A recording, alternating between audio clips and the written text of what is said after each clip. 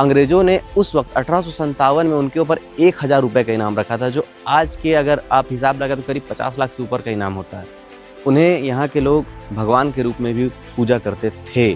कौन थे राजा अर्जुन सिंह, क्या किया था उन्होंने देश के लिए, क्या किया था उन्होंने क्षेत्र के लिए? मेरा सौभाग्य अगर मैं आपसे पूछूं कि किस स्वतंत्रता सेनानी ने सर्वाधिक समय जेल में बिताया था, तो हो सकता है आपके मुंह पर नाम आए वीर सावरकर का। अगर आप गूगल भी करते हैं तो शायद आपको यही नाम मिले। वीर सावरकर नज़रबंद, काला पानी और कारावास ये सब मिलाकर करीब 27 साल जेल में रहे थे। पर एक ऐसे स्वतंत्रता सेनानी हुए जिन्होंने अपना जीवन का 32 साल जेल में बिता दिया देश के लिए, पर उनके बारे में ना गूगल पे आपको जानकारी मिल पाएगी, ना ही उनके बारे में इतिहास में पढ़ाया जाता है। हम अभी उन्हीं की धरती पर खड़े हैं, हम अभी उन्हीं की सरजमी पर खड़े हैं, वही स्वतंत्रता सेनानी। उनका नाम था वीर राजा अर्जुन सिंह। उन्हें यहाँ के लोग भगवान के रूप में भी पूजा करते थे। मैं है नहीं कह रहा हूँ, मैं थे कह रहा हूँ, क्योंकि इसका एक कारण है। अगर आप किसी से भी पूछेंगे कि 3 मार्च को क्या आता है, तो झारखंड के सर्वाधिक लोग आपको ये बताएंगे कि 3 मार्च को जमशेदजी टाटा का बर्थडे है। कोई ये नहीं बता पाएगा कि 3 मार्च को वीर राजा अर्जुन सिंह जी का शहादत दिवस था, जो उन्होंने 32 साल बनारस के कारावास में रहते हुए अपने प्राणों को त्याग दिया था। वो आज का ही दिन था, 3 मार्च का। क्यों नहीं बता पाएगा? क्योंकि हम जमशेदजी टाटा का बर्थडे बहुत धूमधाम से मनाते हैं, मनाना भी चाहिए, उन्होंने देश के लिए बहुत कुछ किया है। पर जिस व्यक्ति ने अपनी जवानी, अपने जीवन का आधा समय 32 साल देश के लिए न्यौछावर कर दिया कारावास में रह करके, हम उन्हें भूल रहे हैं। मैं इस वक्त हूँ झारखंड के एक छोटे से शहर चक्रधरपुर में, और इस वक्त उन्हीं की ज़मीन पर मैं खड़ा हूँ जिनकी ज़मीन पर पूरा का पूरा चक्रधरपुर शहर बसा है। अगर आप इस कॉलेज को भी देखेंगे, ये भी उन्हीं की रियासत के हिस्से में आता है। ये एक महल हुआ करता था कभी, जिसकी आज हालत जर्जर हो चुकी है।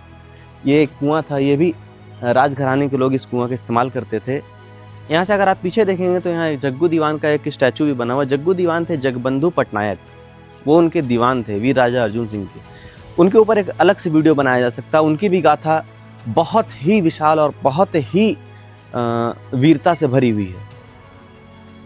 इनके बारे में हमारे नए बच्चों तक, हमारी नई पीढ़ी तक जानकारी पहुंचाना हमारी जिम्मेदारी है कि कौन थे राजा अर्जुन सिंह, हम किस धरती के पुत्र हैं। ये जानकारी पहुंचाना हमारी जिम्मेदारी है। ये गाथा बहुत बड़ी है। ये जानकारी क्यों नहीं पहुंची? क्योंकि हम और आप मिलकर इस बात को बताते नहीं थे। इतिहासकारों ने, जिन्होंने इतिहास की किताबें लिखी, उनके पास उस वक्त शायद इतनी टेक्नोलॉजी नहीं होगी या फिर इतना संचार का माध्यम नहीं रहा होगा कि वो इस टॉपिक को इतिहास में ऐड कर सकते थे।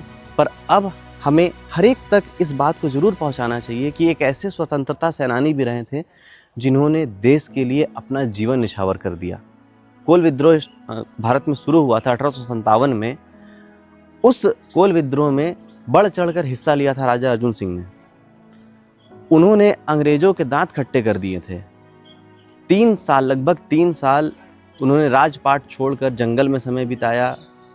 यहाँ के आदिवासी, मूलवासी, कुड़मी समाज और भी बहुत सारे समाज के लोगों को एकत्रित करके उन्होंने अंग्रेज़ों के साथ लोहा लिया, पारंपरिक हथियारों के सहारे। अंग्रेज़ों ने उस वक्त 1857 में उनके ऊपर 1000 रुपये का इनाम रखा था, जो आज के अगर आप हिसाब लगाएं तो करीब 50 लाख से ऊपर का इनाम होता है।